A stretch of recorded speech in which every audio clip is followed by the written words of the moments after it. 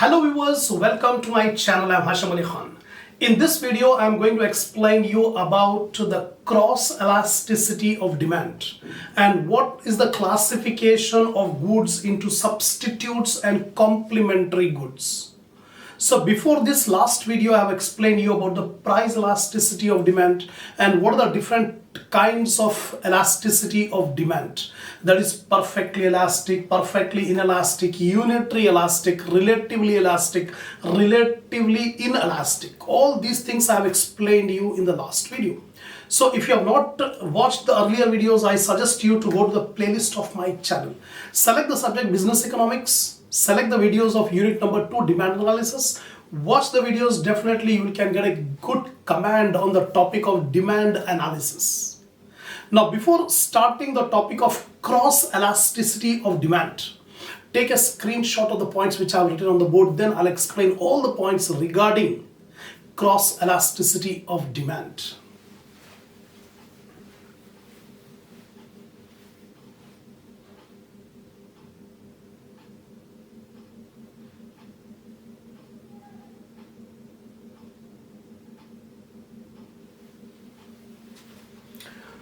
Come on viewers, now the meaning of the term cross elasticity.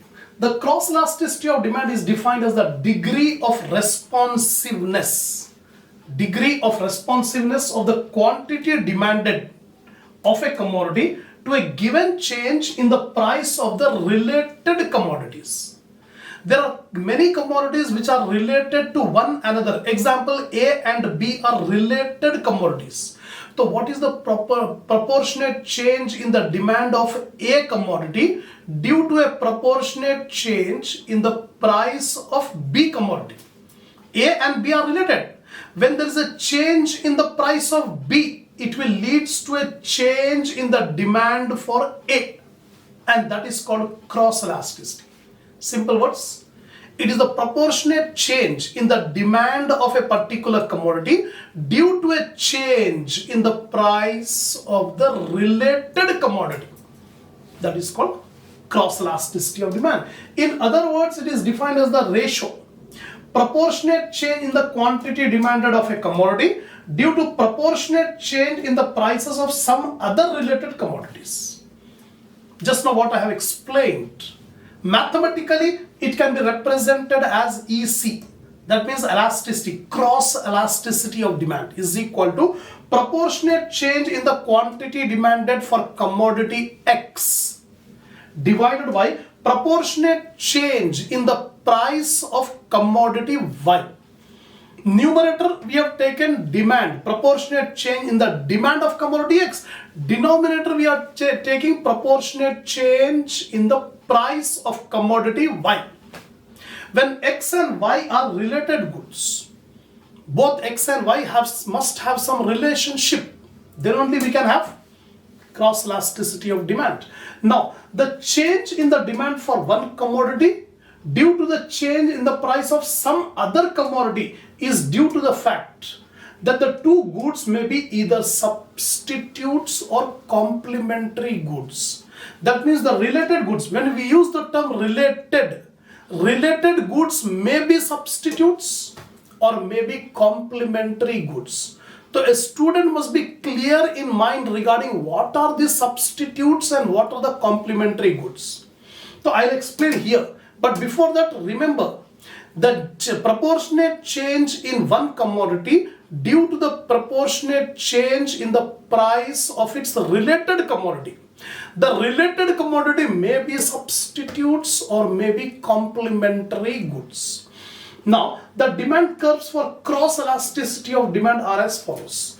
Now, diagrammatically, we can draw the graph for curves, cross elasticity demand curve. It is upward sloping, positive for substitutes. It is downward sloping, negative for complementary goods. So this is a diagram for substitutes. The price of X commodity demand for Y. So X and Y are related goods. The price of X commodity I have taken on Y axis and demand for Y commodity I have taken on the X axis, right? Now, when we draw the curve, demand curve, it will go from left to right upward. Going from left to right upward, indicating when the price is P1, when the price is P1 for X commodity, the quantity for Y demanded is Q1. So here we can say P1 is the price, Q1 is the quantity. This is the price of X, this is the quantity of Y. When the price moved from P1 to P2, the quantity for product Y will increase from Q1 to Q2. That means positive relationship. When the price of X increases, the demand for Y also increases. That's why it is moving slope upward. Now the demand curve regarding complementary goods. Complementary goods, both are moving in the same direction. In that case, the demand curve will be sloping downward from left to right. It is negative slope. This is positive, upward. This is negative, downward. So here on x-axis I am taking demand for Y product, and y-axis I am taking price of X product. The demand curve slopes downward, indicating what? When the price is P1, the quantity demanded is Q1. The P1 is the price for X commodity, and Q1 is the quantity demanded for Y product, Y commodity. The price of X increased from P1 to P2. Then the quantity demanded of Y will be Q2. So we can say when the price is increased from P1 to P2, quantity decreased from Q1 to Q2. The quantity have decreased. The price of X is increasing, quantity of Y is decreasing, opposite. That's why negative slope. This is the slope, demand curve for complementary goods. This is substitute. That's all. So this is all about cross elasticity of demand. Now, the concept regarding classification of goods into substitutes and complementary goods. So when we apply cross elasticity of demand, it is for related goods. And related goods may be substitutes or may be complementary goods. So a student must be clear in mind regarding the meaning of substitutes and meaning of complementary goods. Now, substitutes. Let us take the example of tea and coffee. Simple example I am giving here. Tea and coffee are substitutes. A person may consume tea or a person may consume coffee. Anyone. A person will not combine both.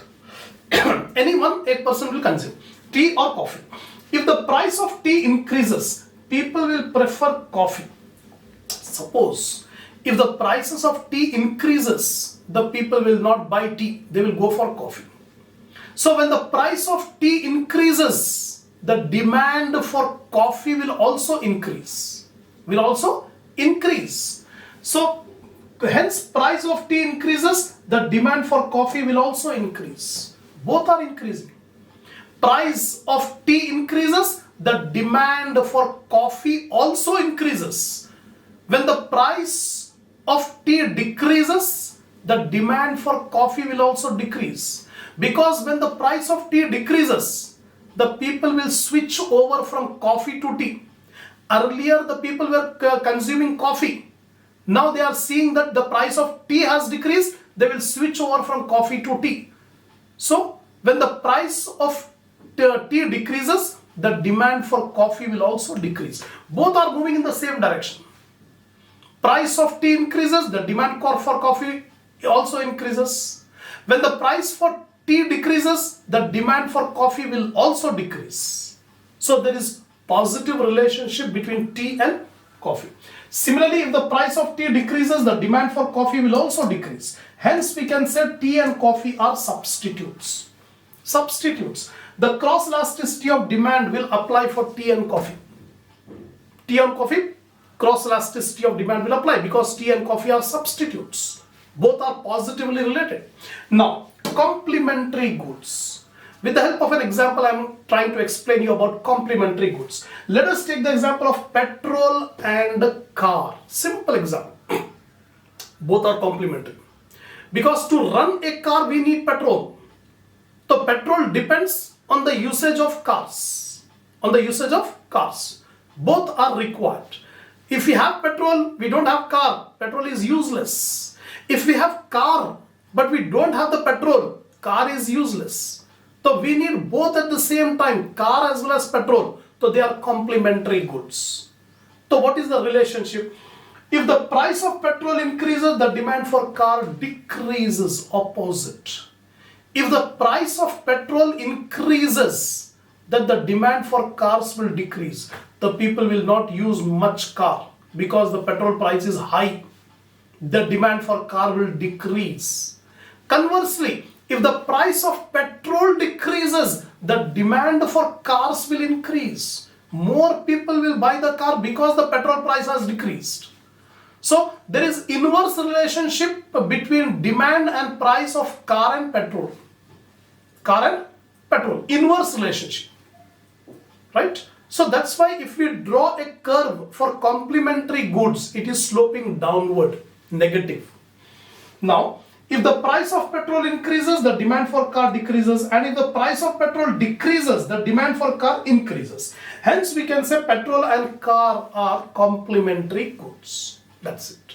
The cross demand will apply in case of car and petrol. Now, one very important point you have to remember, in case of substitutes, the demand curve is upward sloping. In case of substitutes, here I have shown. This is the cross elasticity demand curve, which is moving from left to right upward. This is for substitutes. Positive relationship between the demand and price of substitutes. That's why it is moving upward from left to right. In case of complementary goods, the demand curve sloping downward or negative slope. This is the complementary. It is moving from left to right downward. So this is the demand curve for complementary goods, indicating that the price, if the price of one related good decreases, the demand for other will increase. The demand for other will increase. Example, when the price of petrol decreases, the demand for car will increase. Opposite. So negatively sloped. In case of complementary goods, the demand curve is downward sloping or negative. So in this video, I have explained you about what is cross elasticity of demand and what are the demand curve for substitutes and complementary goods. Next, I have explained you about the classification of goods into substitutes and complementary goods. That's all. So if you are satisfied with my lecture, give a like to the video. Share my channel in your group, in your friend circle, so that more students can watch the video and enhance their knowledge. Subscribe my channel. And lastly, give your comments. I have already started one more channel by name Khan's Accounting Institute. The link is given in the description. So visit that channel, watch the knowledgeable videos there, enhance your knowledge, and do subscribe my second channel also. Inshallah, we'll continue the next topic in the next video.